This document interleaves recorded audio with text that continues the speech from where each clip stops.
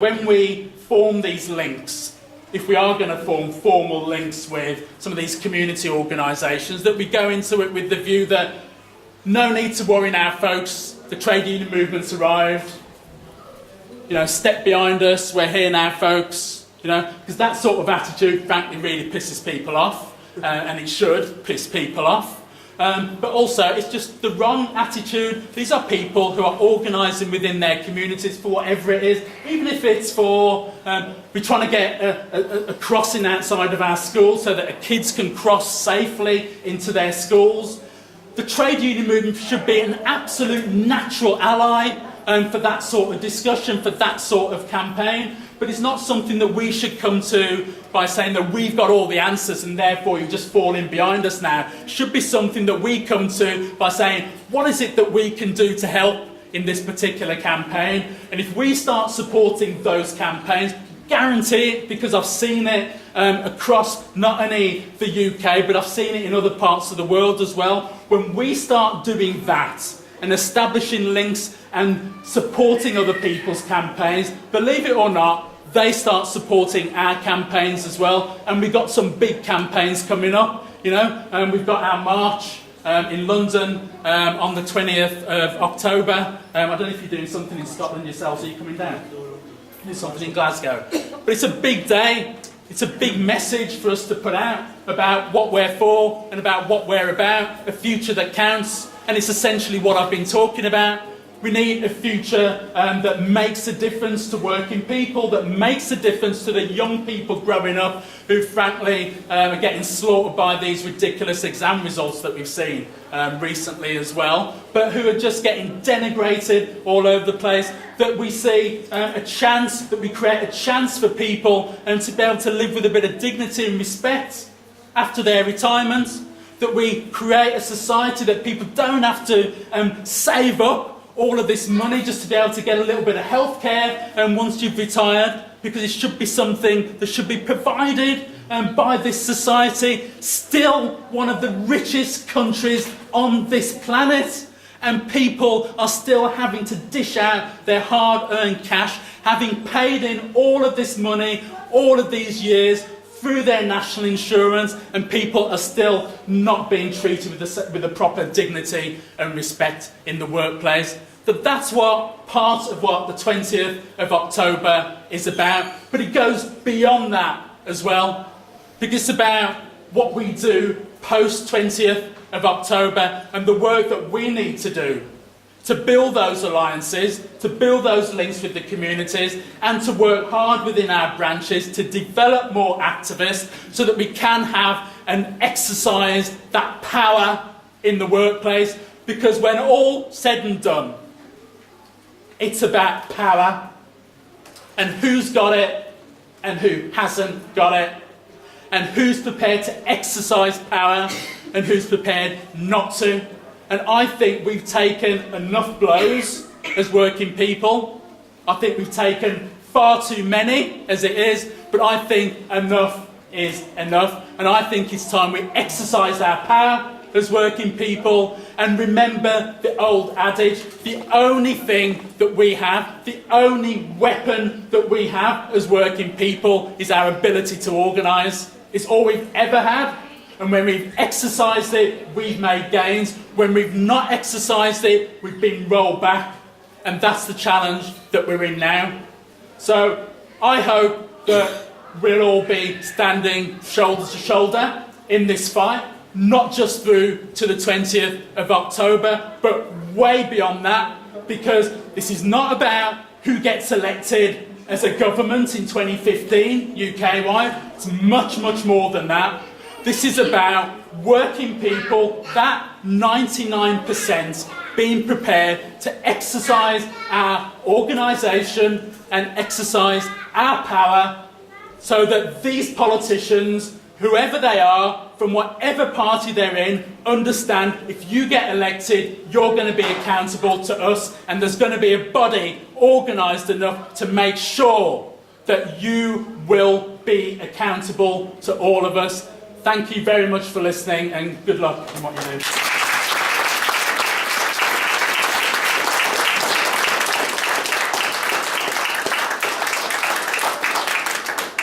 Thanks very much, George. That was excellent.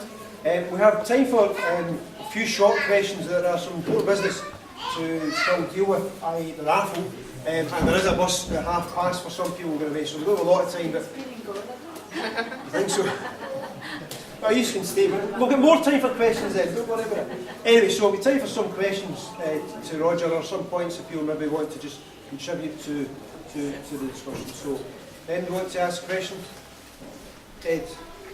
Roger, what are you doing down south about the impending bedroom tax crisis, which is going to affect unison members up and down the country? Not only them personally, but also the fact that unison members in councils are going to lose their jobs or have their jobs transferred. Is there a plan? Is there a plan? There's a plan. You know what I was talking about in terms of these building of alliances? And that's exactly what we're doing around that. For the last year and a half, I guess, we've been working to build an alliance that's going to bring together all these groups around housing. Because again, we don't think we can do this stuff on our own. I mean, we can do the stuff in the workplace where we can argue the toss with employers, but actually this is a big political issue. And, you know, what we are trying to do is bring this group together that puts the maximum pressure on at the highest political levels. But I hope what I've got across is that this isn't just about what happens in a parliament somewhere, whether it's a UK parliament or whether it's Scottish parliament, Welsh assembly, Irish assembly or whatever. It's not just about that. It's about us. You know, they're saying about when I was a politician earlier on. One of the things that I remember about being a councillor was that I was far more likely to do something if I felt a bit of heat on the back of my neck, actually, from my constituents. I think that's what we have to do, is put some heat on the back of the necks of some of these folk, because they've had it too easy. They just think that what they can do is get elected, right, and then that's it for 3 or 4 years or whatever it is, and then maybe they'll be nice to us again for 3 weeks just before the election. And we've seen it all the time, and I think that time has long gone now. And what we have to do is build these alliances within the trade union movement, outside of the trade union movement, and make these people understand, whether you're an independent, Labour, SNP, there's some Lib Dems around somewhere, I understand still. Even if, you know, whatever the political party, in my experience, it actually doesn't matter. That what we have to do is organise ourselves as working people, first and foremost. Robin McAlpin, Jimmy Foundation and Area of the Scottish Life Review.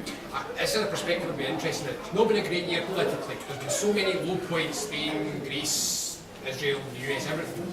And then Cameron's welfare cuts should have been the most depressing thing that happened this year. For me, it wasn't. What seemed to be even more depressing was that polling suggested it was popular among the public, that there was support for the Cameron welfare cuts.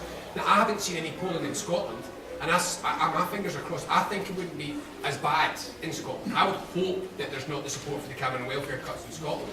But you're talking about not dividing the workers.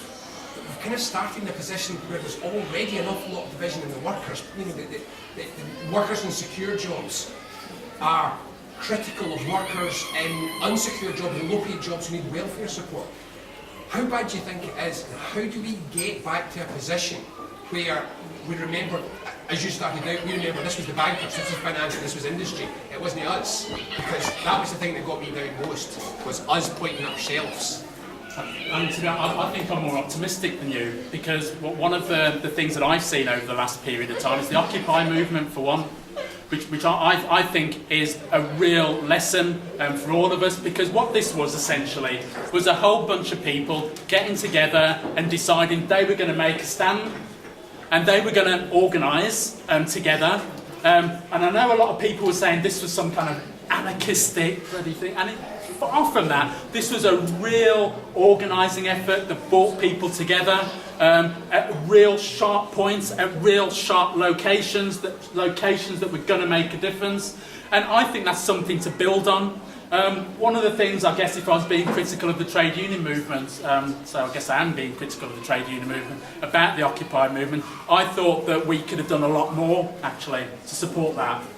I think in the United States they probably did more than we did.